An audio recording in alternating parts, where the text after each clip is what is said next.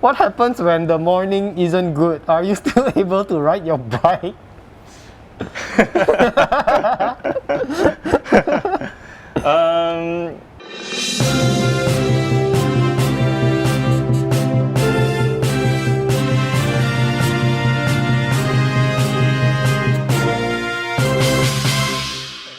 Yes. Thank you so much for coming to my legendary rooftop. Hey, thank you. Thanks for having me on the show, man. No problem, man. I've commented on your videos multiple times about your vlogs. You've got your legendary introduction. Good morning. Good morning, guys. Good morning, guys. Good morning, guys. Good morning, guys. Welcome to another video again. So maybe I'll hand it off to you to introduce my viewers to your interview. Sure. Hi, guys. Good evening. Welcome to this new video. Today I'm with Oompa Loompa and we are going to do an interview. First, I'd like to thank him for having me on his show. I'm very honored to be part of his show. I do watch it and yeah, it feels surreal to be on this for the first time. Awesome, man. How's the weather? The weather is really hot tonight. It's been like 30-degree nights and yeah, I don't mention the weather anymore because it used to be good, so that's why it's worth mentioning, but if it's so hot then I don't want to talk about it. Was it because I picked up on it and then like, did it trigger you? No, not at all. But yeah, it made me realize lah. I mean, I plan to say the same thing all over again on my YouTube channel as well. Anyway, before we go onto your bike, you have an awesome bike here, but I just want to talk about your YouTube journey, right? Okay. So you run your own YouTube channel called the Winsty. Yes. I actually came across it, it appeared on my homepage and I was so intrigued by it. I was like, wow, new YouTuber. I clicked on it and I was hooked and I've been watching your videos ever since. What do you think contributed to your success of your YouTube channel? I know you're pretty new, but your subscriber count has exponential growth, man. Why are you like 3,000 subscribers now? Yeah, about 2,800, I think. What do you think contributes to my success? I don't know if it's successful yet per se. I mean, it may be short-lived, I don't know. But for as long as I can think of, I would like to continue producing videos. Initially, I just wanted to produce videos, honestly, because I have a group of about 13 friends in OBC, Oden Breakfast Club. And as you can see, it's mostly the 4 of us, or 5 guys lah, who mostly ride regularly. So I wanted to convince the rest of them who kind of stopped cycling, got lazy to wake up, claim that they're busy with work, always say that they have a lot of other things to do. I wanted them to fall in love with cycling again. And so I thought these videos would be a good way to make them come back to it and get them interested again. So a lot of my videos, honestly, I'd like to also say thank you to Fenwee because I've been watching his videos since 2018. And that was actually what got me really into cycling again. Although I've been cycling quite regularly for the last 10 years, but it was only in the last 3 or 4 years that I started to get a lot more enthusiastic again. Yeah, I mean, his cinematography, his style of videoing, and it's mostly, I feel like, it's the adventures and the friendships that make his videos really special. So I wanted to try and replicate that in my own environment, which is here in Singapore lah. I think what sets your vlogs apart is that one of it, I think I was really impressed by the cinematography. I think you do a lot of color grading on your videos and also the narration, and you have a very fun group with you. What cameras do you use and how do you edit your videos? Okay. What's the trick? Actually, the simple trick is just to use one camera. It's a GoPro 9 that I bought in November last year.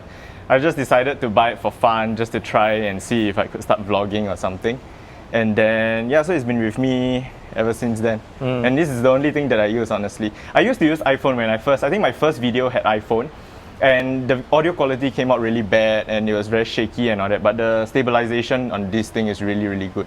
So I just use this all the time now. Do you shoot in 1080 or 4K? 4K. Wow. 4K, 30 FPS. The battery doesn't last, man. Yeah, so I turn it on and off whenever I need to film something. I don't leave it running all the time. And then recently I realized, yeah, like you said, the battery doesn't really last, so I've gotten a second battery lah. Okay. So you recently went to Johor, right? Yeah, that's right. How many batteries? You only had 2 batteries. Was it enough? More than enough. So first battery ran out almost towards the end of the ride already. So I was done and then I managed to switch. Okay. Let's talk about Johor since you're on this topic. How was the ride? What do you guys do there? Yeah, it was very nice actually. I did this thing since 2012 when I was training for Tour de Bintan during that time. So that was my first time, and in 2013 I did it again, and in 2015 I did it again. So this is actually my 4th time on this same loop. And I would say that actually everything is about the same, except that I remember the plantation route to be a lot quieter in the past. And this time round, it seems like there was a constant traffic of cars going and quite a lot of buses as well. Yeah, and I don't know why, but this time it did feel harder than the last time also. Okay. And sorry, I just forgot my train of thought. Yeah. Okay, so last question back to YouTube before we move on to the bike. What are your plans for the YouTube channel? Is this just going to be a hobby thing? Do you think you can make this full time? I'm definitely not going to do this full time. I don't think so. I think that for now, I'm just interested in making videos, and like further on, I think plans for me would be to travel. So I want to travel with my bike, and then I may do some videoing with that as well. But that remains to be seen, whether I can get my friends to come with me or whether I'll just do it alone. Yeah, I mean, it's been fun so far, honestly. The best part I like about it is editing the videos and like just sitting there trying to craft the story out of whatever footage I have. So I think I don't really have any long-term plans with this. Maybe Map can sponsor me. If Map sponsors me, I'm in this for the long run. What jersey are you wearing? I'm wearing the OBC jersey. Okay. Yeah, but I have the Map beeps this time, and then the socks as well. So OBC is your group club's name, right? Yes. But who manufactures this jersey? Verge. Okay. Is a company that we found quite a few years ago, and then we've been using them ever since then. Right. Awesome. Okay. Are your jerseys for sale? No, they're not for sale. Okay. Now let's go on to the bike. You said you've been riding for 10 years. Can you just tell us about how did you get into riding, and was it a road bike from the very start? Okay. So I had, for my 15th birthday, I wanted a bicycle, and then that was how I decided, okay, I'll get a mountain bike, because as kids, when you grow up, you always have mountain bike at first, right? Like from Giant Supermarket, or Carrefour. So I wanted a bigger mountain bike, and I got a Jamis. Then after that, I had a friend who started road cycling, and I tried riding my mountain bike to try to keep up with him, but I couldn't keep up. So that was when we started to do a lot of early morning cycles on a road bike. And first started, of course, with the flat pedals and stuff, then move on to clipless. So the road bike that I had, the first one I had was a Jamis also. And then 1 year later, I decided to upgrade from that aluminium Jamis to a carbon one. And I used that one for about 4 years. Then I switched to a Giant Propel. And that was when I came back to Singapore for a holiday. So I bought a Giant Propel here. But when I was studying in Ireland, I also concurrently had a Canyon Ultimate. So those were the two bikes that I had running at the same time. And I would just leave them in each country. So when I came back for good, I brought my Canyon back with me. And I realized that the Canyon was a lot nicer to ride than the Giant Propel, because the Giant Propel was a little bit harsh. And then it could only use 23mm tires. So I decided to sell it away. Yeah, I understand.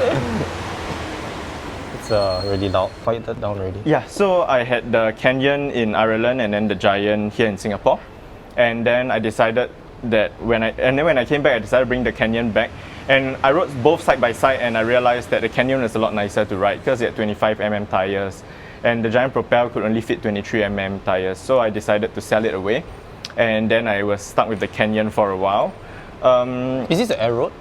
No, the Canyon was the Ultimate. Ultimate, okay. Yeah, and then after a while, I decided that I should try some other brands, So I decided to get S-Works because all my friends have S-Works, and I thought it'd be fun to have the same bike as everybody else. And so I decided to get to look for an S-Works SL6. And when I upgraded to that, then soon after I decided to sell the Canyon So for I think a period of about 6 months, I was on the SL6, and I really quite liked it. So eventually the SL7 came out, and then I got quite itchy. Keep looking at it. I want to try disc brake. I wanted to try tubeless, all these kind of things. So I decided to get the SL7. And then a few months later, again, there was one day I was riding along Bukit Timah Road, and then I saw this bike, and Kenneth from Cycle Works was riding it. And I thought, damn, I must really get this bike. because it looks really nice. And so one day I realized that it was for sale, and so I decided to get it. And that is the story of how I ended up with this bike. So you have two bikes right now, which is the SL7 and this Pinarello F12. So this is a F12. Oh my god. The problem with filming here. Okay, hold on. Sure. Okay, so this is a Pinarello F12 in a size 51.5. Yes. And it's a MyWay color. Yes. I really love the color, man. This is an awesome looking color. What's the name for the paint job? Is there a name for it? Well, I'm not sure, man. Okay. Maybe the viewers can tell us what the name of this color is. And you got it off Kenneth from CycleWorks. So Kenneth is the guy who runs CycleWorks in Singapore, right? Yes, correct. So tell us more about this bike. What do you have on here? And yeah, all the goodies. Okay, so this bike basically, where do I start? The frame is a Pinarello F12, as you can see. And then the group set is a Dura Ace 11 speed, so it's not the new one. These brakes, these ones I think are the Ultegra rotors. Not the Ultegra rotors, XTR. the XTR rotors, yeah. And then the saddle, I always like the Antares. And I like the hole because I believe that you have to protect certain things that transmit your genes in the future. So I am very willing to spend on a saddle that I personally feel is comfortable. And yeah, so this is the Antares R1 Open. And then the wheel set, I recently got it if you've watched one of those videos. Basically it came with the Scope S-Force, which I thought was a little bit shallow looking. Nothing to do with aerodynamics. I don't really think that the difference between 45 and 62, I don't think I can feel it as a regular rider. But I thought that the 45 was a little bit shallow, so I decided to go for the 62. But now I think maybe I went a bit too far.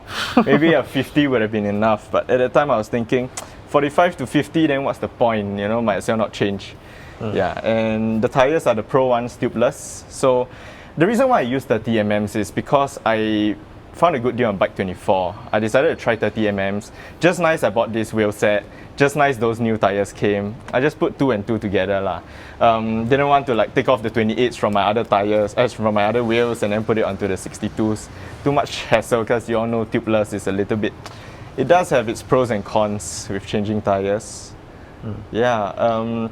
What else is there? You have Asioma power meters, right? Yeah, the Asioma power meters. So once I started riding power meters, I felt it was very difficult for me to do without it. Okay. What accessories do you have on?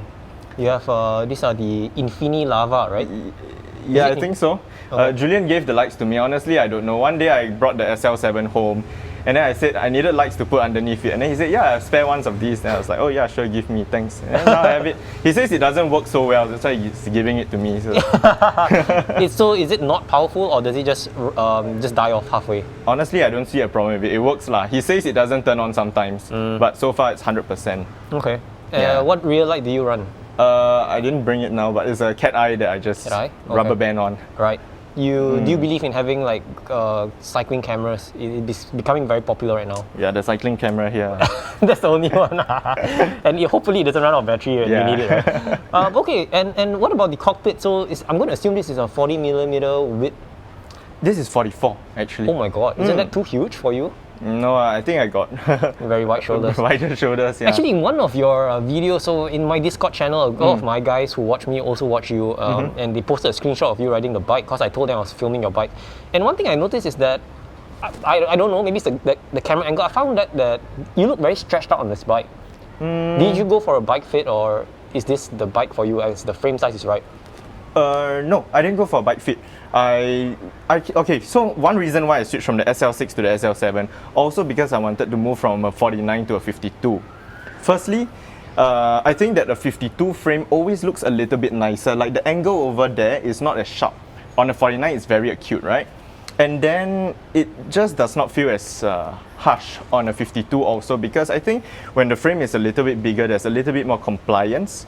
And the other thing was, I did feel like I could fit a 52. I'm 170, I think I'm a bit borderline. So I don't feel stretched out even if I do look stretched out. And I feel honestly more comfortable than I was on the 49, I would say. How do you play around with your setup? I mean, you didn't go for a bike fit, so my next question is, why would you go for a bike fit? At this point, I don't think I need to go for a bike fit. I think if you are really having severe troubles or you don't really know where to start, then yeah, you can do a bike fit, but for me, I just played around with try and error because I've been riding for so long, so I roughly know my adjustments already. There was once when I bought the Propel, I had a bike fit done, and so I stuck to that setting for the whole 4 years that I had it. But I don't think that I've ever felt as comfortable as when I'm riding this bike and my other bike now.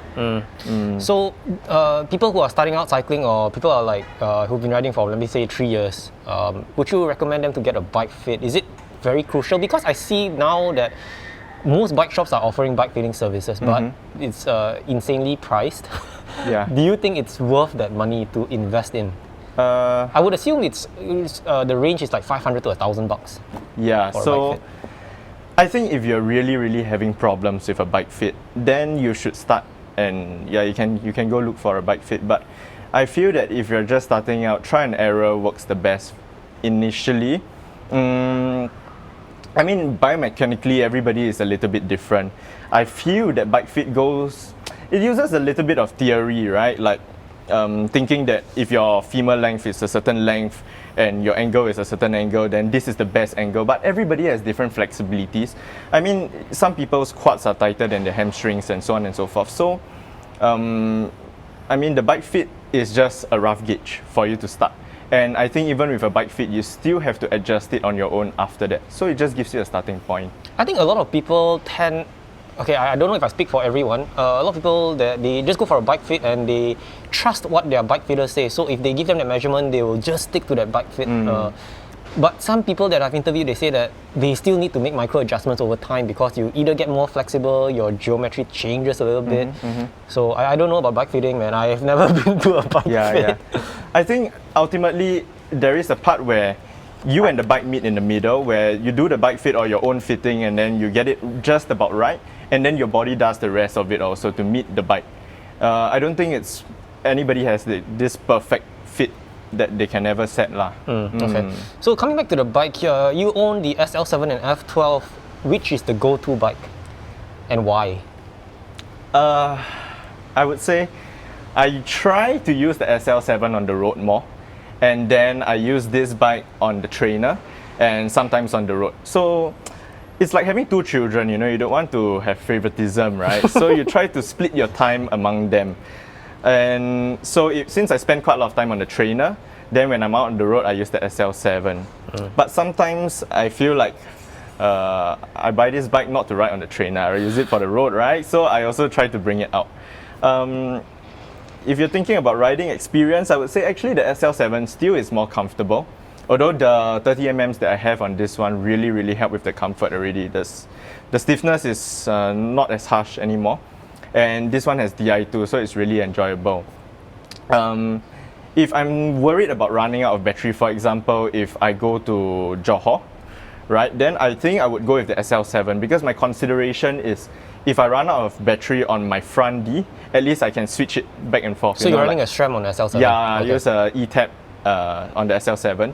Whereas on this one, it's 0A, so sometimes people have battery drain issues, like they ride and all of a sudden the battery just dies. Then I think if I'm far away, I'm kind of screwed lah. So, yeah.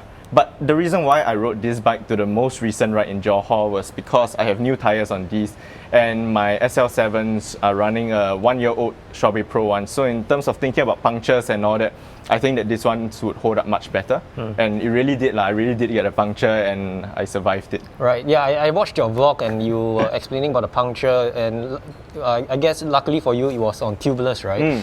And before I go on to the wheel set and talking about clinchers versus tubeless, so a lot of people say that the Pinarellos are a very stiff frame and it's not forgiving. Is that true? Yes, very stiff. I mean, I've tried so hard to try and mitigate that, but I think it's helped a lot lah. Changing from tube tires and then after that to tubeless 28mm, and then now I'm on 30mm. Yeah, I think. But is that doesn't really mean it's a bad thing that it's very harsh, does it? I mean, to me, I would think that if it's harsh means that you get more direct transfer onto the road. I personally don't think so. Okay. Yeah, so I feel like it being harsh, in a way, it works very well on smooth roads, and the handling is very nice. Honestly, this bike's handling is much better than the SL7 in terms of cornering. Like, I feel like it corners a lot nicer because you can really feel the road because of the stiffness and the harshness and all that. But we are blessed to be in Singapore where the roads are honestly very smooth. So I think if you go overseas and the roads are really bumpy and all that, you may not enjoy it as much. For long distance, definitely I'll go with the SL7 than this bike. But if you're talking about straight line speed, I think both are around the same. I mean, it depends on your legs, honestly. If you don't want to buy it, you can always sell it to me, man. This is my size. Give me, yeah, I'll take it. Okay, so wheel set. These are the DD Swiss. Sorry, it's a what is it called? It's a DT Swiss ARC 1100, okay. like 1100. I think you briefly touched on about these wheels, but what is the main reason behind these wheels again? Because they were deep, and I just wanted a wheel set that was deeper than 45mm because I thought aesthetically it looked a little bit too shallow. Nothing really to do with performance per se, although I would say that obviously when I was shopping for a new wheel set, I did consider certain aspects like aerodynamics and all that, mostly because I didn't want to pay extra for something that is theoretically less aerodynamic or theoretically heavier than something that I could have paid less for. Yeah, so that's why I decided on this pair of wheels. My other consideration was to get a pair of NVs 5.6, but those were from 2016, I think. So I was thinking in terms of like the age of technology, getting a wheel set from 2020 makes a lot more sense. Can I ask how much are these wheels? I got them for 2,700. Okay, I would say it's pretty okay. Yeah. And what hubs are these? These are the DT 180 hubs. Okay. 30mm is extremely wide, man. It's like a mountain bike. Yeah, it is. and tubeless, right? So, yes. clinchers versus tubeless, you prefer tubeless? Oh, I'm so sold, man. Really? I am 100% sold on tubeless. Was it because of the recent puncture you had in Johor? Puncture and also the comfort. So I think that the whole issue about riding lower PSI makes a huge difference. And after riding in the last few years, I started to realize that comfort is everything for me. And so I've learned to prioritize that. I think comfort means that you can last a lot longer. At a high end of 150 Ks, you don't really feel tired at all. You don't feel like your body is so worn. And overall, if it makes your cycling more enjoyable, then you're inclined to do it more often as well. Puncture protection also. So with these tubeless, I find that they're really self-healing. Like for example, my rear wheel got punctured the day in Johor, right? And then I just pumped it up and I just continued, and the thing self-healed on its own. There was no need to like change the tire or anything like that. What is the tire pressure that you run? I normally run 50 to 60 nowadays. Wow, it's so soft, man. What do you think of my tire pressure on 110 psi on clinchers? I used to run that also. Because I used to think that higher PSI is faster. Yeah, now it's really comfortable. I think I really got to make the move to tubeless and give it a try. Everyone has been telling me that tubeless is the future, it's the way to go, you are faster that way. Let's talk about group set. You've got a Dura Ace group set. You have SRAM on the other bike. What's the take on this? Shimano versus SRAM. I guess I would say that Dura Ace is better lah. Actually, Di2 is really better. In what way? It shifts much more crisper, as in the shifting is more crisp. Okay, and then yeah, I mean it's just the ease of use, rather the enjoyment of using it. You feel a lot more connected when you shift. SRAM really does have a lag. Like once you press, then it takes a split second before it actually changes gear. This one is instant, and the shifting under load is also so much better. The other thing is that this one doesn't really allow you to cross-chain because the whole system, I think it's connected. So when I'm on the small ring, it won't allow me to shift more than I think the 9th cock. Whereas on the SRAM, I can sort of do anything I want. But the downside to this is I'm always very worried about battery drain issue. So far, I've been quite lucky lah. But I think that with the SRAM, I'm not really concerned about battery because I can always swap the front and the back. But the problem with the SRAM is because it's so small, you have to charge it more frequently, isn't it? I charge mine on average about once every 2 months. Whereas this one is, this one lasts a little bit longer. Yeah, but I'm always a bit conservative. Like once it hits 50%, I just charge it because once the whole system is down, then it's down. Yeah, okay. And Favero Asiomas, I'm assuming this is the Duo. You have it on both sides. That's right. Any particular reason for Faveros over any other power meters? They're the cheapest in the market. And are they really? Yeah, I think so. I don't think you can find any other cheaper You got the ones, cheap you know? China ones lah, XKD. Okay. We cannot compare the China market. We must compare something that is sort of Well-known, proven. reputable. Yes. Okay. So I think Favero would be the baseline. And then I think you have like the Garmin power pedals, the Rally and all that, but those cost twice as much. Even the Quarks or the crank-based ones, those cost a lot more. And I like the fact that these ones are pedal-based, so that means that I can easily switch them out. You know, I don't have to change the crank. Okay. You run Wahoo Element Roam. Yes. Why the hell do you need an Element Roam? I like the big screen. Okay. Yeah, just trying to, everything must be big, you know. You need to have thick this, big screen, compensate for other things.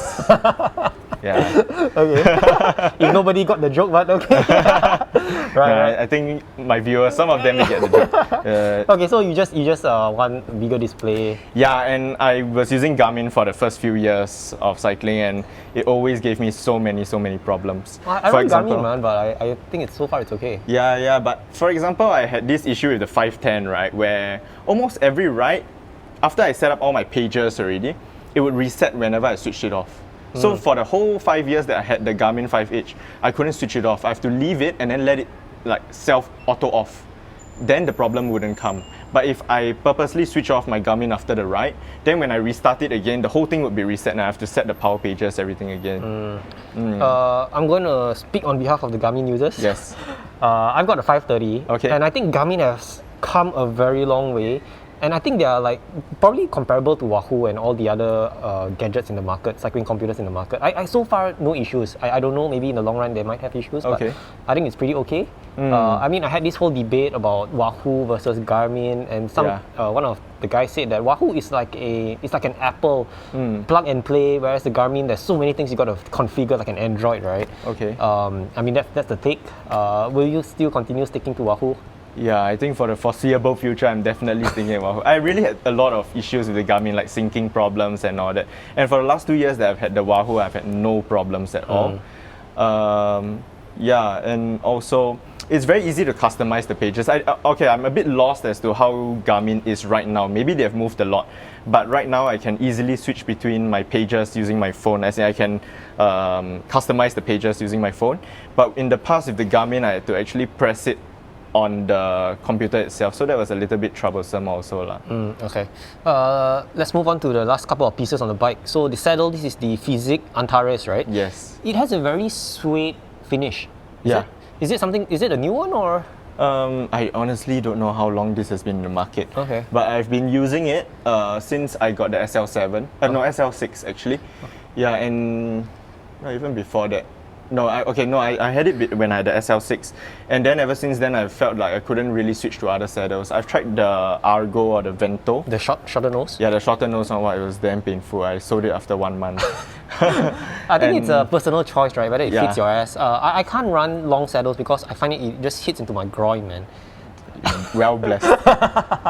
Would you get the 3D printed one? I think Fizik has the 3D Antares, right? Yeah, I saw that one. So far I'm happy with this one, so I wouldn't really change it, but I think the other one costs like $300 or something. It's not as expensive as the power mirror, man.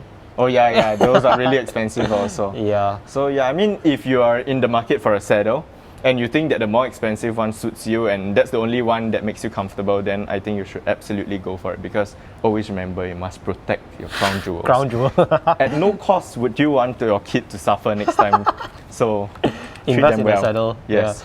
Yeah. Lastly is this bottle cages that it's an unbranded one, but it reminds me of Arundel. Yeah. Actually, it came with the bike because when I bought it from Kenneth, he just threw this on. So I don't exactly know the brand, but so far they haven't been giving me any problems. They look okay, so I just leave them on. The weight of the bike? 7.8 kg. Oh, light for this brake frame. Yeah, surprisingly also. Right. But the SL7 is even lighter. It's 7.3. Why is that so? Is it the frame is lighter? Yeah, I think the frame is lighter, and the wheel set is also maybe 100 grams lighter. And also because of the group set, I think, because yours is wireless, right? So I think is it lighter compared to the Dura? I think the SRAM rate is actually heavier than the Dura Ace. Okay. Yeah. Okay. Would you give us a range of the price of this build?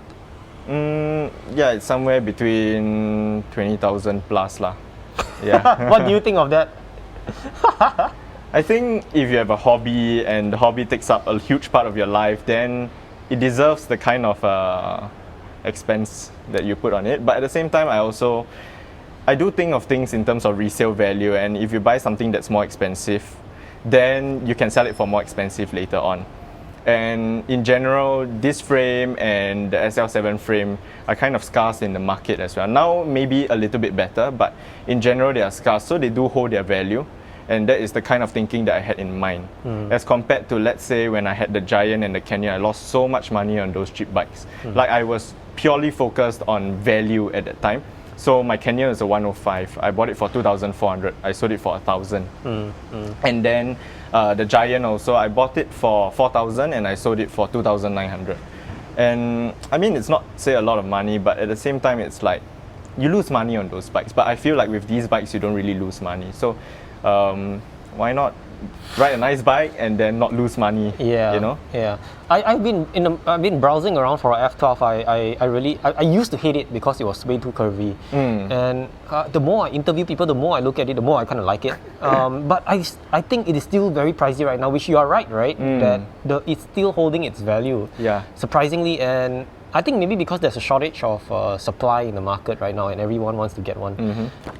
Do you think you'll be able to sell this bike at a premium, or at least for the cost you paid for it? Yes, I am confident that that will probably happen. But the caveat is that I think that if I sell it in 5 years' time, I will not be able to see the same value. But if I sell it in 5 years' time, whatever depreciation I get, if I amortize it over 5 years, then it works out to be quite negligible. I mean, for a hobby that I pretty much work, train, and sleep. So Okay. Last part is any dislikes of this bike? the fact that it's a bit harsh, but honestly that's not really a problem anymore now. Okay. I'm really happy with it lah, so I can't really complain.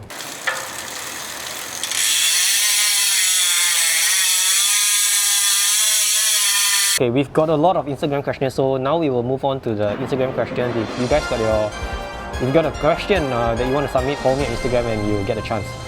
So Winston, you ready? We've got a lot of questions here. Okay, let's go, man. The first one, I'm from Oldham 2. Can I join your cycling club? A lot of people have been asking whether they can join the club or not, but unfortunately we named ourselves over the school that we came from, kind of, because quite a number of us are from ACS. But then we are just mostly a bunch of friends. We are not really like trying to grow or open up. Got it. But having said that, we are looking to ride with more people in the cycling community. So if you are like from a club or something and you would like to do a collab and we can all ride together as friends, I think that would be quite nice.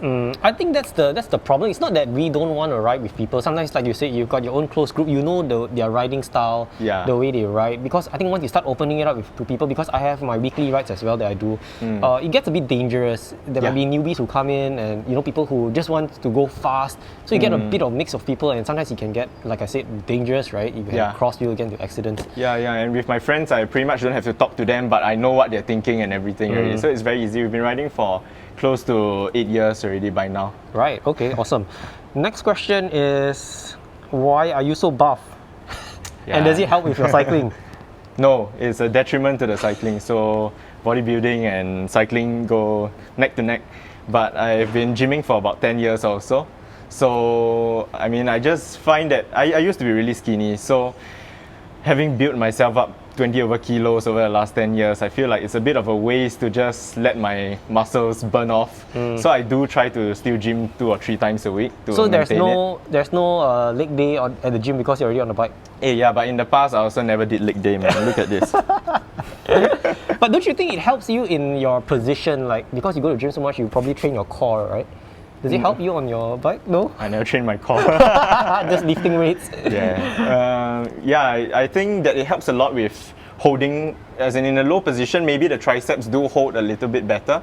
But other than that, I think that I am like a kite, so I'm very unaerodynamic. Also, that's why I don't think that the wheels really matter, whether it's 45, 62, 30mm tires or 28mm tires. But I think that the bodybuilding background does give me a little bit of idea as to how to train and how to how to adjust my nutrition accordingly lah. How do you split your time between going to the gym and cycling? How often do you do each activity? Right now, I'm trying to increase cycling, so I ride about 4 to 5 times a week, and Wow, that's a then lot. I gym 2 to 3 times a week. So there are some days that I do an easy ride in the morning. Let's say it's recovery or whatever. So 1 to 2 hours base, right? Then in the afternoon, I go gym lah. What's your current mileage like for this year? Current, I think 5,000. Oh my goodness, that's crazy, man. So in a week, you clock in about 300 Ks? 200 to 300, yeah. So where's the route that you guys normally ride? On the weekends, we normally go round island, you know, like clockwise, anti-clockwise, or like, I don't know, just whatever long, simple route that we can think of. We don't normally convolute it too much. And then on the weekends, on the weekdays, we like ECP loop. So that's the favorite one for weekdays. Because basically, you just ride all the way East Coast Park early in the morning when traffic is light. Then you do East Coast Park to and fro, no traffic again. Then from there, I take Green Corridor home. So again, no traffic. So I don't feel like I'm being too inconsiderate to all the cars lah. Is there ever a time where you feel like, oh damn it, I have to go cycling again? Like you just don't want to ride? No, not really. Really? Yeah, I guess I would just, if I don't want to ride, it's, no leh, I feel like I have trained quite hard recently, so if I don't ride, then I lose my gains, then I feel a little bit wasted, so I just try lah. I mean, if I don't really want to get out of the house to ride, then I will just Zwift, and yeah, that's my new favorite kind of training. Awesome.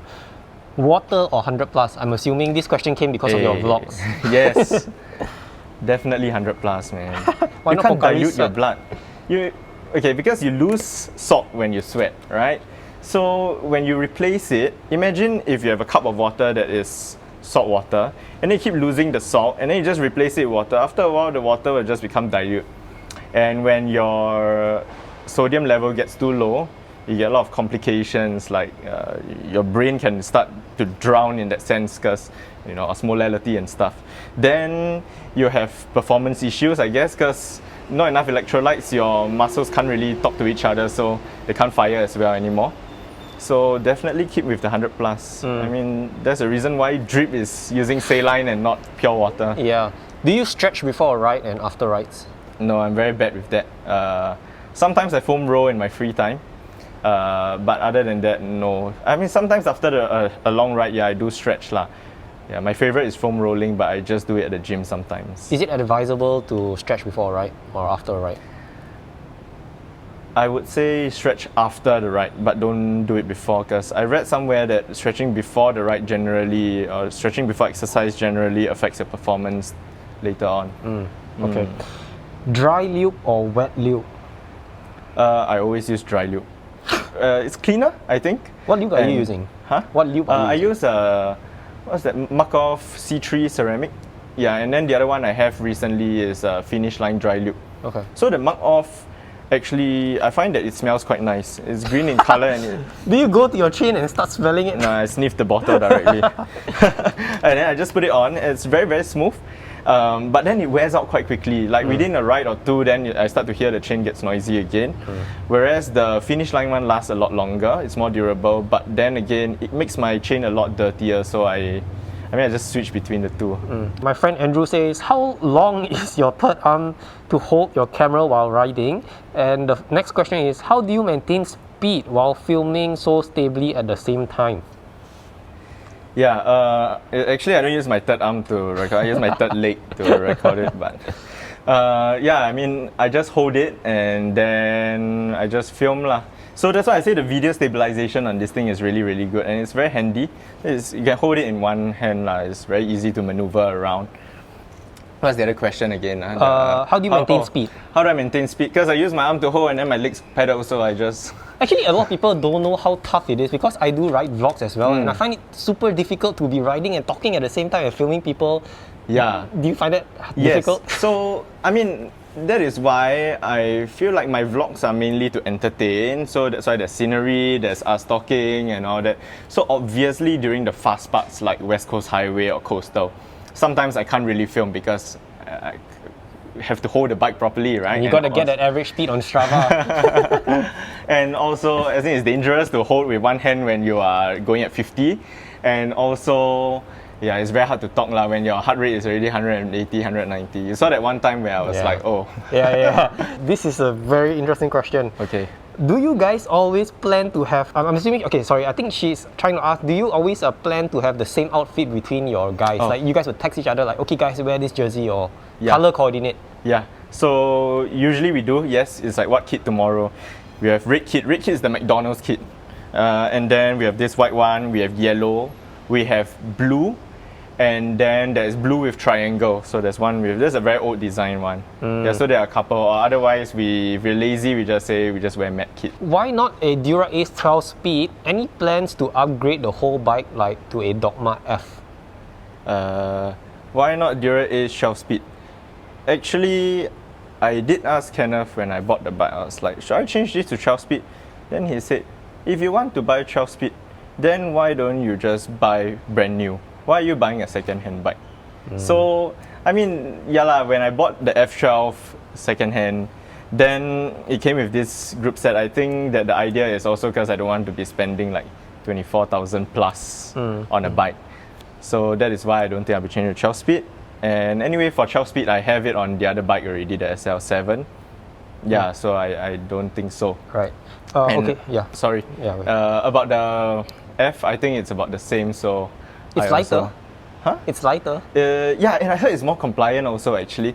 But I like the color scheme of this one. The F has a similar color scheme, but I think this one is nicer actually. Yeah. What do you do for a living to be able to afford such a nice bike? YouTube more. We all make millions from doing YouTube videos. Yes, I earn about $90 a month from this. No, well, I'm a medical doctor, and I don't know, I just save up money and then I buy it.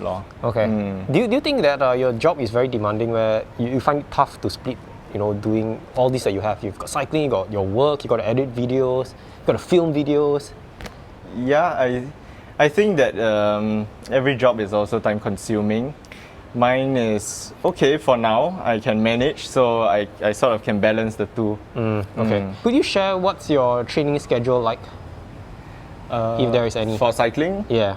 So currently my plan is to do Tuesday, Thursday as interval days. And then the rest of the days, if I can fit in Monday, Wednesday, Friday, I will try to do some base ride. And then Saturday is reserved for going hard with my friends. And then Sunday is the social ride with my friends. Okay. How do you find so many cafes every episode? Actually, I really like coffee, so I know of all these cafes on my own already.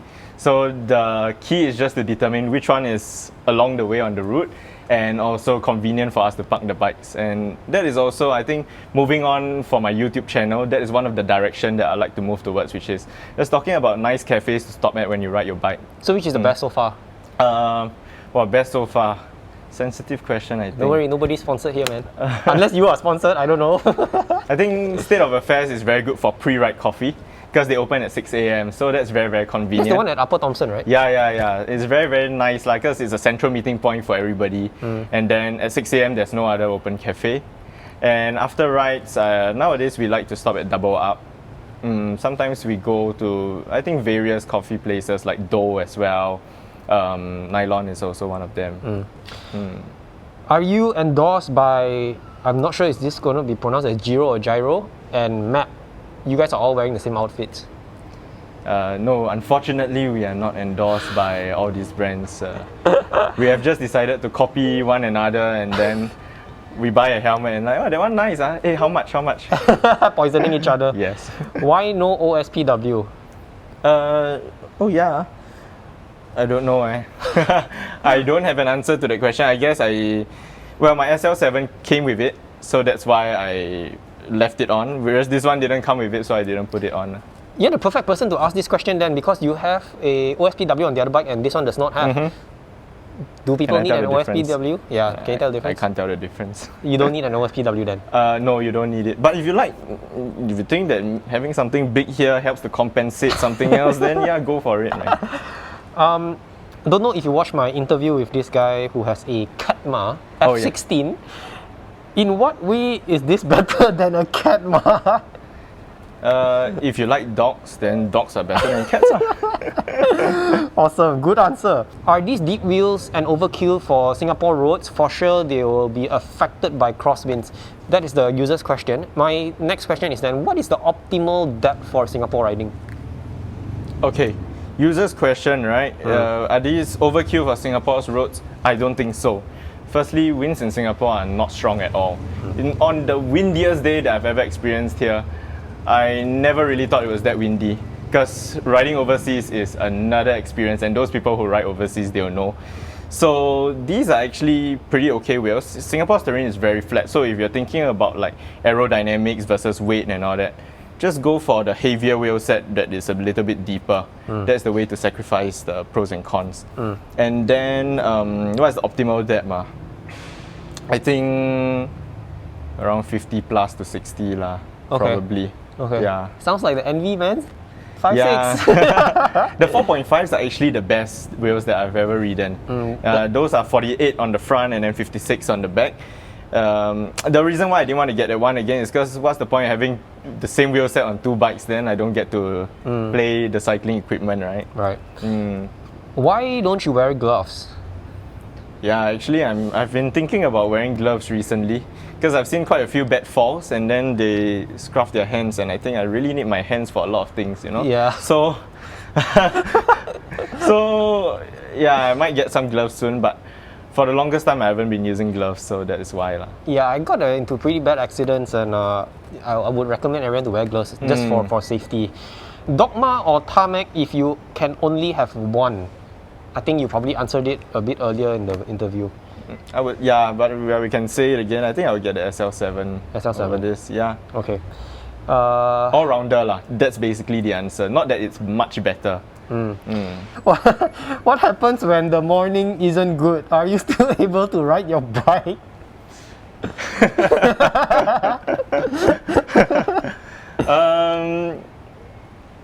Yeah, I guess then we just Zwift lor. Do you ride in the rain? Oh, I love riding in the rain. You love riding in the rain, but you enjoy cleaning your bike after riding in the rain? Yeah. I mean, either way, it's not too bad, I guess, to just spray it down. I love riding in the rain because I hate the heat a lot. I really don't like the heat. Like every time it's a 38-degree day, right? I'm just looking at the sky and I'm thinking, wow, I wish it rained, man. I'd much rather be riding in the rain. Why go 30 millimeters and beyond on local roads in Singapore? It's understandable for Malaysia roads, but Singapore roads are smooth. Yeah, so I think the reason why I bought the 30mm wheels, the 30mm tires, was because I just wanted to try whether that extra 2mm over 28s would really make a lot more difference. And also, I think you can never get too much comfort lah. Although, I don't know, man, 32, 34, I don't know if that's pushing it.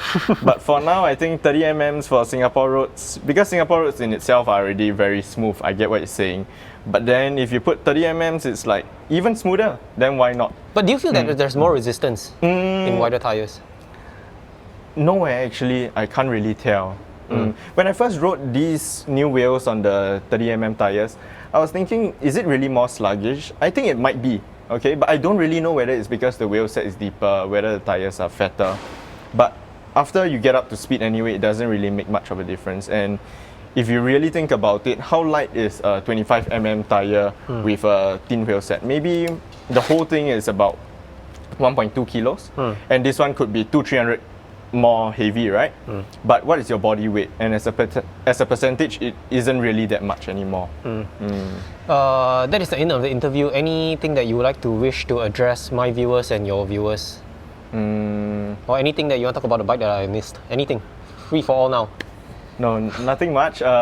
Just thank you for watching this video, and we hope you've enjoyed this episode. Thank you. Last one, to ensure the sustainability of my channel, I want you to nominate one of your friends to come onto my show, and I'll contact them. And you got to convince them to come over. This is like the ALS Ice Bucket Challenge, you know, nominate your friends to come over.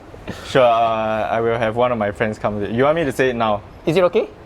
I can cut this out if you don't want to talk about it. I mean, I'm sure they're all keen, actually. Okay, can we blast it? Let's put them on the spotlight.